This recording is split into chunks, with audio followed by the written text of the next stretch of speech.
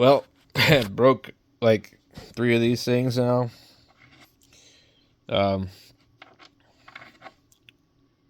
I don't know what. I guess I printed too fast, and so the tolerances aren't real good on them.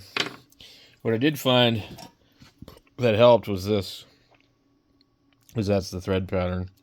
But so you got this one here, this one here. I have another one that I printed much earlier, and I just literally had to put them in. They were a little tight, and I ran them through a couple times, and they're fine. So that one turned out fine, but these other ones didn't. So I'm actually printing another green one really, really slow. And I'm not using the Cura slicer this time. I'm using the Creality one. It seems like a little more polished. And I just noticed that it's automatically printing it differently. It uses different types of techniques. So, but these are too sloppy of tolerances. So, and then you end up like with this. So I can probably get those out, but I don't know. So we'll just put these in like the scrap drawer of like other stuff. So I've got the big coil here. I'm going to be winding that here in a little bit. I don't know about if I'll be doing it today, but it'll be soon. And so that will give you 80. Now, the only time that I'm going to be portable doing 80 is like if we went somewhere and like we were, not coming back home that night or something. But I don't even know about that, because the thing is, with 80, most of those guys are a pain in the butt to try and make contacts with if you don't know who they are. So anyway, what I like about, daytime is you get all the parks on the air guys, and it's really, you don't have to worry about competing with a bunch of people trying to work a DX station. I mean, you can if you want to, but anyway, so I got to get these done. I've got lots of other little projects, the pulleys and things like that. I'm gonna probably. I found another set of these rails that aren't gonna have these marks in them. These are actually physically joined. I went into Meshmaker and joined them. Normally, if you print them like that, they'll separate. There'd be a little line in between, kind of like a support. But I swear I'm gonna make like a box full of like, okay, this is this, this is that. I would like to build this, the end-fed random wire, and have one of these set up ready to go. This is gonna be for winding different wires. These G90 rails are absolutely ridiculous. So I probably won't use them. I'm gonna put them on there and see how bad it really looks. But these need to go back to the drawing board. So whoever designed them, maybe that made them happy, but that is not necessary for them to be that thick. They need to be something more like this. I mean, the G90 is smaller than the 891, so why are these rails so freaking huge? So and I gotta do some cleaning up in here because it's getting to be bad.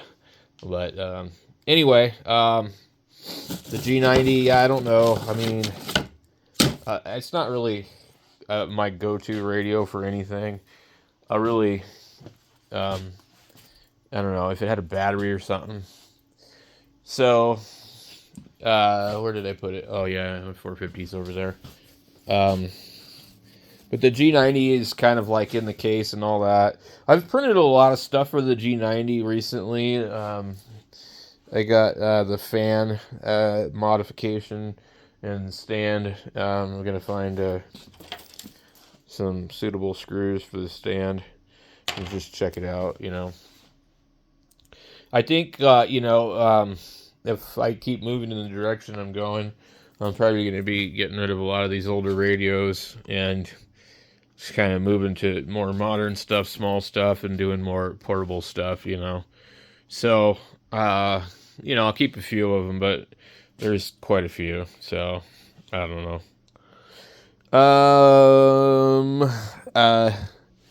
I need to get the 2-meter antenna down too and retune that. But at any rate, I'm having more fun doing this than I am, the other stuff. So, and I ordered one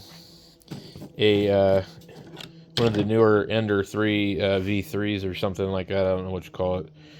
So it should be here tomorrow, and it will be a lot smaller than this. It'll be like 8 by 8 by something, so I guess I was misunderstanding how they measure these. So when they say it's like 8.5 by 8.5 by 9, they're talking about this here by this by that. What do they call it? The Z-axis. So I forget what this one is rated at, but these are good printers as far as like size availability. But I mean, like, they're just touchy. So the other one, the screen just keeps flipping out, and eventually I'll have to give this one back to my friend anyway. So, but there really isn't on the market. There's not anything that's really in the category of one of these, this kind of quality, like supports all metal. Even the Ender that I just ordered, it's all plastic on the bottom and doesn't have extra supports. Although, I mean, it is smaller. But the reason I did order is because it does have the direct drive. I don't want my extruder over here with a feed tube going to it, There is a feed tube on this, but it's like very small. So, I don't know how critical it is, but it's just kind of like, when I think about it, I don't see how, if I was going to design something, I don't see why I would want it over here instead of over there if it was easy to do that. So, but I noticed that 90% of the printers that you find on Amazon or, find used, they're not going to be set up like this. They're going to be cheap Ender 3s, and then they're going to be the thing over there or the other different ones. So I think for me, I need a large bed printer, and I'll just have to wait until, something used for a good opportunity pops up, because brand new, there's just nothing that I can afford, so, but, thanks to your guys' support on the channel and people using affiliate links, we sold enough radios, basically. People ordered a lot of the UVK5s and stuff like that, and Amazon gives out 3% or somewhere around that for each one, and they don't charge anything extra. So, like, if I put an affiliate link on the channel, like, they don't charge anything extra. I don't know how these guys get discount codes. Every time I've ever tried to use them, like, I was watching the one guy, he's called Learn Electronics or something, and he had a discount code for Amazon for the Ender, and it didn't work. And every time I've ever seen one, it never works.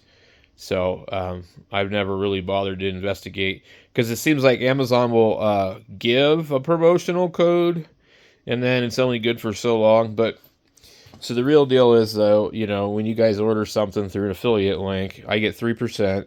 So let's say, I do a review on a little HT like the Quan Shang, and, people look at that during Black Friday, and there's like 70 or 80 radios that get ordered through that, affiliate link. Well, then I get, 70 or 80 times, the $29 radio, which at the time I think it was even less than that. It was like almost $24.